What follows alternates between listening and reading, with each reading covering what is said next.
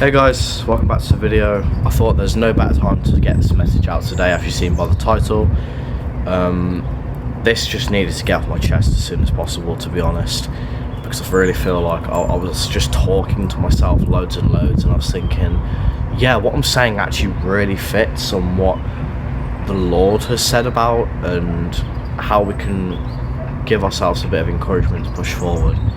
Now, what I want to talk about is the idea how I feel like we're sleeping on God.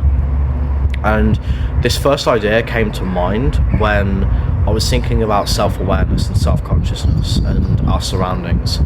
So you've probably heard by now that there's a lot of distractions in our day and age, so social media, comparison, all of it, right? Being distracted, being led off, being misled everywhere. But that is probably the devil's plan. That is the devil's plan. The devil's plan is to tempt you into getting distracted, into making you confused, really confused.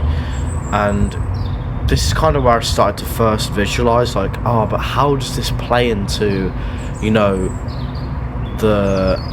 what makes us feel constrained of ourselves, and how we can use Jesus Christ and as our algorithm of helping us out with being distracted and with temptations. So the first thing that comes to mind is, first and foremost, those distractions, right? So being self-aware of those distractions and kind of just taking it in a little bit, because as a society we've seen more things lately as being easy to be judged. I find a lot of things recently are very easy to be judged upon. But what do I mean by that? I mean, so you know how people point out things that are social, quote unquote, weird, right? Really weird. Or you stand out because you're unique, and you stand out because of this, and so on. Well, isn't it more about those things that people find weird? So here's the psychology behind this, right? People will point out that those things are weird, those things that we do that might think are weird in ourselves, and then that message that gets passed along to someone else, and then we all have to agree that it's weird. I'll give you an example. Okay, don't mind me, I just had to stop the video because I had to go pick up my mum yesterday. But aside from that, I'm back now. As you can see, I'm wearing something different. I'm wearing grey instead of red underneath my green hoodie. But yeah, so the example is so let's take, for example, someone talks to themselves, and someone overhears that person talking to themselves, and then they both have a chat and they talk about how weird that is. And then it spreads around, and then it gets passed on to the next person, and then everyone conforms and says, that's a weird thing.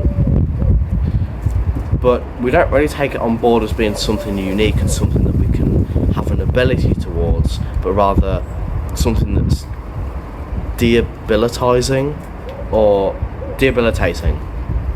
is the word. So it's almost like with the good things that we have, we're not using them in the same way that we could in order to help the Lord and help ourselves with the Lord. For example, talking to yourself. When we talk to ourselves, we have time to think for ourselves. I think it's kind of a hard example to get around, and it's a hard topic to cover because it mainly covers the idea of, someone talking to themselves and trying to engage with the Lord. But what I mean is that when we engage with the Lord, we kind of end up talking to ourselves anyway, whether we don't talk at all and we just make non-verbal communication by praying, or we make verbal communication when we talk to ourselves. But society seems to think that's weird. And that's kind of one of the main reasons why I think we're sleeping on the Lord, is because we're not able to express ourselves in ways that we were used to be able to express ourselves with, but now we're resorting to ways of expressing ourselves in kind of where everyone feels uncomfortable and confused and in non-relation to what the Lord had given us originally on this planet, on this earth, whilst we are living in this lifetime. It just doesn't really add up a lot. It doesn't really add up, it doesn't make sense. It's kind of put us in a position where we're constantly thinking about if we're doing something wrong instead of just being. We're just not existing. We're constantly thinking about things, thinking about the next thing, the next best thing, the next worst possible thing.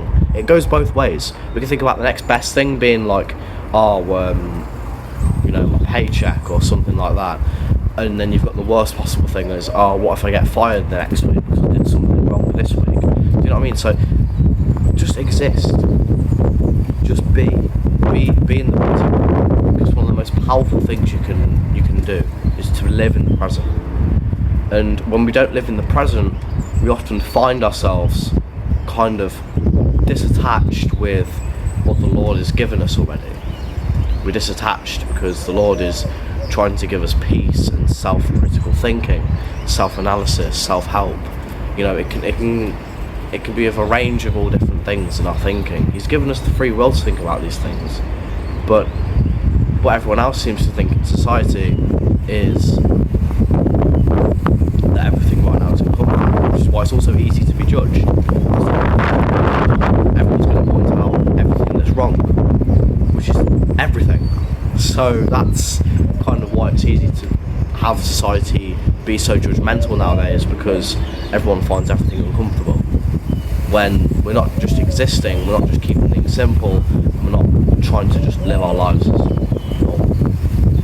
That's all I can think of in terms of that. But like I said, when we sleep on the Lord, we don't think. And as Henry Ford said, the hardest thing you can do is think. It's hard. People don't want to think. People don't want to spend time thinking. They want the easy way around things. They want the shortcut. But the shortcut's never enough. And the Lord will say that because you will know that when you don't take shortcuts and you take time to progress and you do it raw and you do these things properly and you don't try and skip steps, that it's going to be fine. You're not going to have any long-term, problems. It'll be short-term pain, but it won't be long-term problems. So for that reason, it's kind of just it's kind of just there, living, and you have to think through it. You have to think through it, and you've got to give it all. You've got to give it your all. Don't try and skip steps. Don't try and think of loopholes or secret hacks or anything like that. That's why discipline has become more popular than motivation now, because discipline has been seen as something that's negative, when really it's not even discipline, it's self-empowerment. Have self-empowerment, that's the key. That's like my piece of advice, to have self-empowerment, self-regulate yourself, self-empower yourself with things that you are able to do, and that you are able to do in present time without skipping loopholes or shortcuts or anything like that. But anyway, that's it for this video. Thank you for watching. I'm just an ordinary guy. Like and subscribe if you want to. Enjoy the fun. Come along and follow in the journey. I'll see you guys next time. Bye guys.